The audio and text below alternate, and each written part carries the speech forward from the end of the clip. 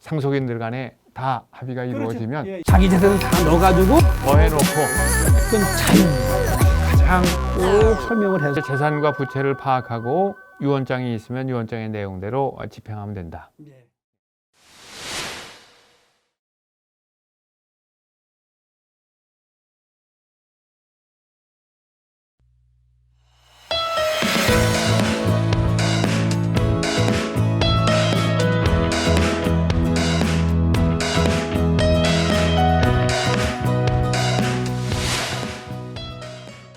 피상속인이 유언의 내용을 어떻게 구성하고 효력 있게 만드느냐 하는 이런 부분도 중요하지만 살아있는 분이, 즉 상속인이 유언의 내용을 어떻게 또 집행을 해야 되고 어떤 절차를 밟아야 되느냐 하는 그런 내용도 반드시 알아야 될 중요한 부분 중에 하나가 될 것 같습니다. 그래서 이제 이번 시간에는 유언장을 남기고 피상속인이 세상을 떠났을 때 상속인의 입장에서 어떻게 해야 되느냐 하는 내용들을 구체적으로 살펴보려고 합니다. 김 변호사님, 네. 유언장을 남기고 네, 이제 돌아가셨어요. 네, 예. 그럼 이제 유언 내용대로 이제 집행을 해야 되는 것이겠죠? 예, 예. 그럼 유언 내용대로 집행을 한다고 하면 예. 이게 꼭 변호사나 법무사와 같은 전문가의 도움이 필요합니까? 아니면 개인적으로 유언의 내용을 집행할 수 있습니까? 네, 요즘은 뭐 인터넷 이런데 뭐 절차라든가 양식 같은 게 많고 또 상속인 중에 법률적 지식이 있는 사람이 대부분 있기 때문에 조금 법률 소양만 있으면 반드시 뭐 변호사나 법무사 꼭 필요한 건 아닙니다. 예.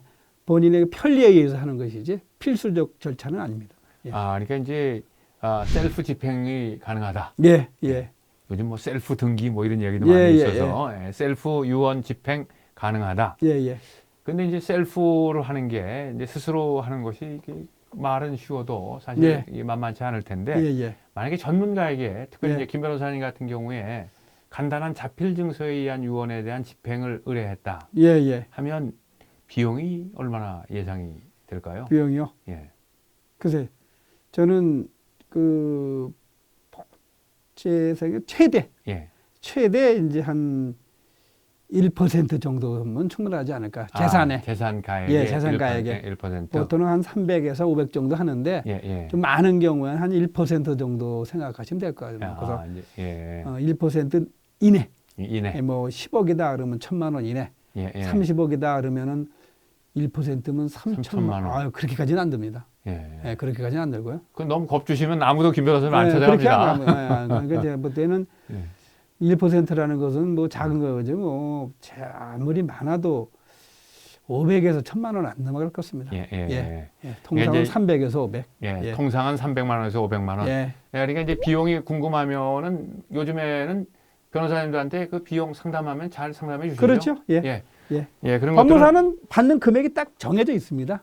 보수표에 딱 정해져 있어가지고 그렇습니까? 예. 그거 이상 받으면 처벌받게 돼 있습니다. 법무사의 경우에는 예. 저기랑 같습니다. 우리 부동산 중개 수수료 많이 받으면 부당이득을 해가지고 받아내 주지 않습니까? 법무사도 그 비용에서만 받게 돼 있습니다. 그렇습니까?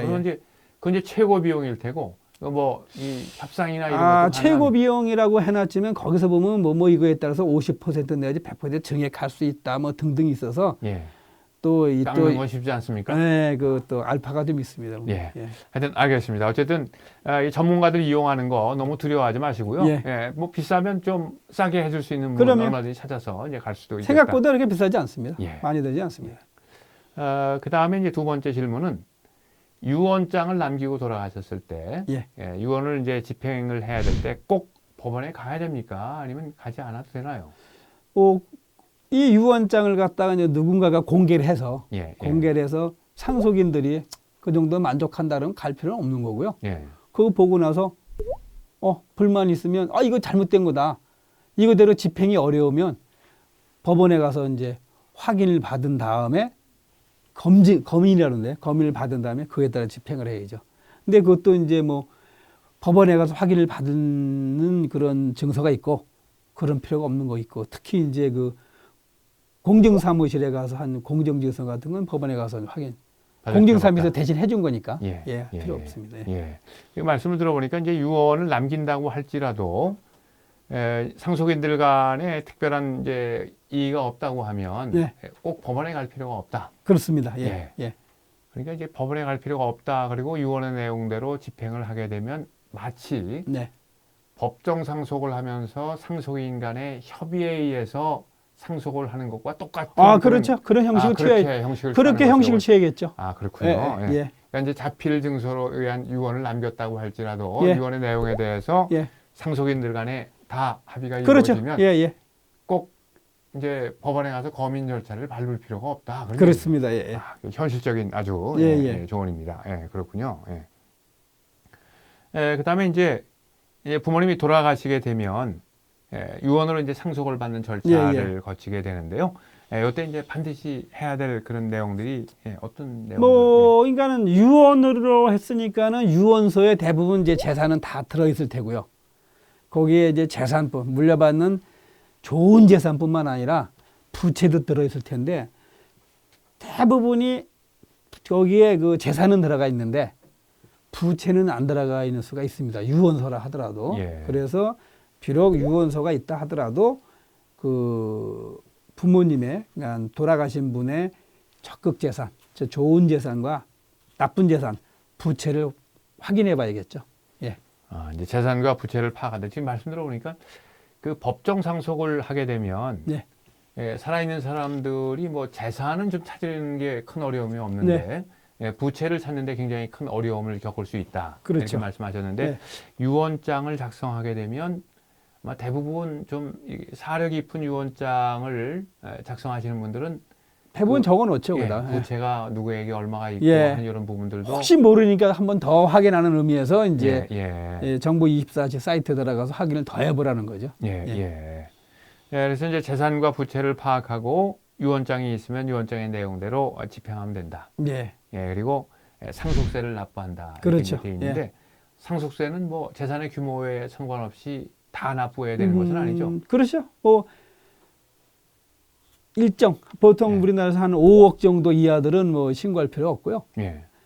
5억이 좀 넘어도 사실 상속세 그렇게 아주 정확하게 그 조사를 하지 않기 때문에 5억 이하면 안 내면 무조건 되는 거고. 이런 방송에서 그런 말씀 하셔도 됩니까? 이거 뭐 대충. 근데 5억 5천인데 그 5천 다 계산해서 냅니까?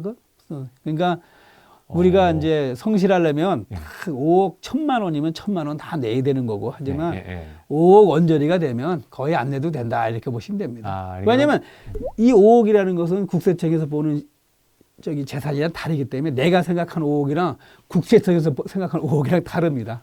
그렇군요. 이렇게 우리 집에 내가 연립주택 하나 가지고 있는데 내가 생각하기에는 5억인데 국세청에서 바라보는 4억일 수도 있고 나는 5억이라고 생각했는데 국세청에서는 7억이라고 생각할 수도 있고요.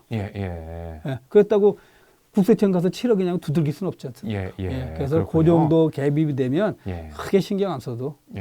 그러니까 이제 재산을 따져서 뭐 이렇게 5억 미만의 뭐 언저리에 있는 사람들은 크게 신경 쓰지 않아도 되는 것이 이제 상속세다. 이렇게 이제 볼 수 있겠네요. 그런데 어느 정도 규모가 있는 사람들은 국세청에서 이 상속세는 반드시 조사가 나옵니다. 그렇군요. 자, 이제 그 다음에 그 상속세를 반드시 납부해야 되는 것은 아니지만 뭐 납부해야 될 만큼 상속재산이 많다. 그러면 이제 상속세를 납부해야 되는 일이 이제 의무가 발생하게 되는데요. 상속세는 납부 기한이 정해져 있죠. 그렇죠.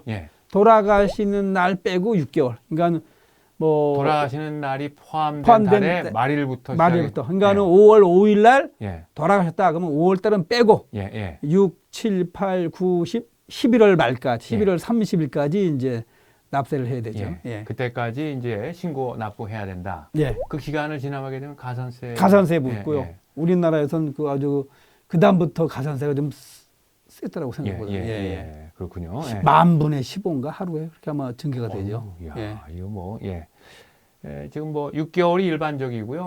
상속인이 해외에 있는 그런 이제 경우에는 6개월이 9개월로 연장이 되는 그런 조항도 있으니까 그 해외에서 이제 혹시 내용을 보시는 분들은 참고하시면 도움이 되겠고요.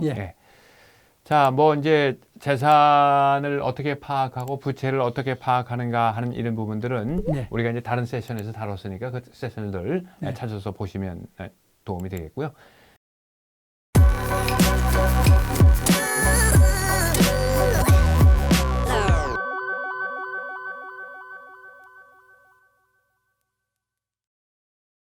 한 가지 제가 또 질문 드려보면 유언으로 상속을 이제 하는 그런 상황이 됐을 때 유언장의 내용을 상속인들 간의 협의를 통해서 이제 변경하는 것이 효력이 있습니까? 그러면 뭐 그 가장 중요한 것은 상속인 유언자의 의사지만 또 그걸 받는 사람들이 그거를 갖다 협의해서 달리 정하면 당연히 유효하죠. 그러면 이제 유언을 남기지 않고 돌아가셨을 경우에는 상속인들 간에 이제 모여서 회의를 하게 될 텐데요. 그렇죠. 근데 유언장을 남기고 돌아가셨을 때도 회의가 좀 필요합니까? 아무래도 어떻습니까? 이제 그거는 이제 자기의 처지에 따라 다른데 그 회의가 일단 필요하죠. 이렇게 유언을 남겼는데 이렇게 하고자 한다라는 그래도 상속인은 대부분 다 형제들일 테니까 형제나 조카들일 테니까 그런 회의가 일단 필요하겠죠. 그거에 따르겠다. 누가 가지고 있는 사람, 유언서를 가지고 있는 사람이 보통은 이제 회의를 집합을 시키는데 아무래도 일단은 그 회의가 필요하다고 보죠. 근데 이제 법정 상속을 할 때는 법정 상속인들만 회의에 되게 참석하면 될 텐데 유언장을 남기게 되면 법정 상속인 이외에 유언으로 혜택을 받을 다른 사람들이 생길 수도 있잖아요. 그렇죠. 이제 그런 사람들도 한번 회의에 참석해서 내용을 알고 가는 것이 이제 필요하다. 아무래도 그 사람도 불러주는 게 그 사람 부르고 그다음에 또 속일 수도 있습니다. 속일 수도 있기 때문에 형제들이 5명인데 5명 이렇게 나눠주고 누구도 주라 어디 한테 주라 그러면 빼고 야 그거 빼자 할 수도 있죠. 그러니까 그건 고민해봐야죠. 유언에는 내 재산의 반을 어느 대학의 연구기구로 내라라고 했는데 상속인이 5명이에요. 그걸 딱 보는 순간 주면 안 되겠어. 근데 저쪽은 모르는 것 같아. 그러면 이제 고민이 되는 거죠. 연락하지 말고 5명 사자. 그렇기 때문에 한번 보고 의논해 봐야죠. 근데 사실 이제 그런 결정을 하게 되는 것은 유언의 내용을 위조하거나 변조하거나 그러면 그렇게 되면 상속의 권한이 없어지는 거 아닙니까? 아니 그럼 상속인들끼리니까 증여받는 사람 유증받는 사람 모르잖아요. 모르니까요. 그렇게 되는 거죠. 예를 들면 대표적인 게 어떤 120억을 남긴 어떤 독지가가 죽으면서 우리 사립 모 대학에 기증을 한 겁니다. 어떻게 하냐면 모 은행에다가 내가 죽거든 이거를 모 명문 사립대학에다 그 장학금으로 기증해 주시오라고 해가지고 이제 유언을 작성했습니다. 딱 죽었습니다. 그래가지고 그 금고에 있는 재산을 딱 찾아갔더니 그 은행에서 아버님께서 이런 유언을 남기셨습니다. 딱 보니까 전액을 모 대학에 기증하라. 만약에 그래가지고 이제 그런 일이 있었는데, 물론 잘 아시겠지만 거기서 그 유언자가 잡힐 증서에다 날인을 하지 않아가지고 무효화됐는데, 거기서 만약에 그 유언서를 장남이 가지고 있다고 가정했을 때, 그거 공개하겠습니까? 그러니까 이제 공개 안 하죠. 그 유언을 누가 보관하고 있느냐 하는 것이 이제 굉장히 중요한 문제가 되겠군요. 유언이 보관하고 있는 사람이 자기한테 유리하면 천하에 공개하는 것이고 그 사람한테 불리하다 그러면은 아무래도 숨기겠죠. 야 이거 찢어버리고 우리끼리 똑같이 n분의 1하자. 뭐 이럴 수 있지 않겠습니까? 지금 하신 말씀을 들어보니까 이제 유언을 작성하시는 그 분들의 입장에서는 이 부분을 좀 잘 고려를 해야 될 누가 이제 보관하고 하는 부분을 그래서 공정하게 집행할 사람한테 이제 그걸 맡기는 거죠. 그러니까 이제 유언의 내용 중에 유언 집행자를 이제 누구로 하고 그다음에 집행자를 누구로 하는 것까지도 상속인들 간에 없던 일로 할 수가 있으니까 보관자를 누구로 할 그럼 아까 그 사례에서 상속인 중에 누구한테 맡기면 틀림없이 전 재산을 모 대학에 주겠습니까? 안 주니까 은행에다 딱 맡겨버린 거예요. 그다음에 이제 상속 권한이 있는 사람, 이제 상속 받을 수 있겠지만 권한이 있음에도 불구하고 위원회의에서 네. 전혀 상속을 못 받게 되는 경우에는 네. 권리가 생기죠. 그 그지? 상속인에게. 그걸 이제 예. 유류분이라 그러죠. 예, 유류분. 자기 원래 상속분의 반, 예. 자녀 같은 반, 예. 형제 자매 같으면 3분의 1, 자기 원래 상속분의 3분의 1 이렇게 받을 권리가 있죠. 배우자는 어떻습니까? 배우자는 절반이죠? 절반이죠. 예, 예. 최근에 과거 지금 한 5, 6년 전부터 쭉 지금 계속 이슈가 되고 있는데 지난주에도 뉴스에 크게 나왔죠. 유류분 제도로 상당히 수정해야 된다. 예. 유언자의 권리를 침해할 뿐만 아니라 분쟁도 많이 생기고 유류분이 너무 많다. 있더라도 많이 줄여야 된다. 아주 요새 아주 이슈가 되고 있죠. 예, 그러니까 이제 사실 유리분 제도가 있는 나라가 그렇게 많지 네, 않잖아요. 예, 예. 예, 이제 그 자기 재산이기 때문에 예. 이제 피상속인의 마음대로 처리하는 예. 것이 맞다. 이제 그렇게 그런 그 법 체계를 택하고 있는 나라들이 예, 예. 훨씬 많은데 예. 뭐 우리나라도 이제 그런 내용들이 훨씬 활발하게 지금 논의가 예, 예, 되고 있네요. 예. 변경에 예. 대한 내용이.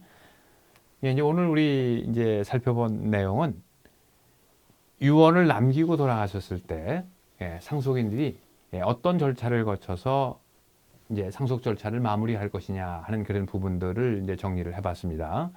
제일 먼저 이제 재산과 부채를 이제 파악을 해야 되겠고요. 이제 파악했으면 이제 그 내용을 가지고 상속인들 간에 협의를 위한 회의를 네. 진행하는 것이 이제 필요하다. 회의에는 이제 어떤 사람들이 참석하도록 할 것이냐 하는 내용 생각을 해야 되겠고요. 그리고 유언도 있지만 상속인들 간의 협의가 제일 중요하죠. 아무래도. 앞서기 때문에 회의 내용에서 유언 내용도 다뤄볼 수 있겠지만 상속인들 간에 달리 합의할 수 있겠는가 하는 부분들도 다룰 필요가 있겠다. 또 뭐 재산 분할에 관한 내용도 회의에서 다뤄야 그렇죠. 될 얼마든지. 것이고요. 예. 상속세 납세 방안과 관련된 그런 부분, 그리고 상속 절차 진행을 누가 할 것이냐 하는 이런 부분들을 상속인들 간의 이제 회의에서 다뤄야 될 필요가 있겠다. 이렇게 정리를 할 수 있겠습니다.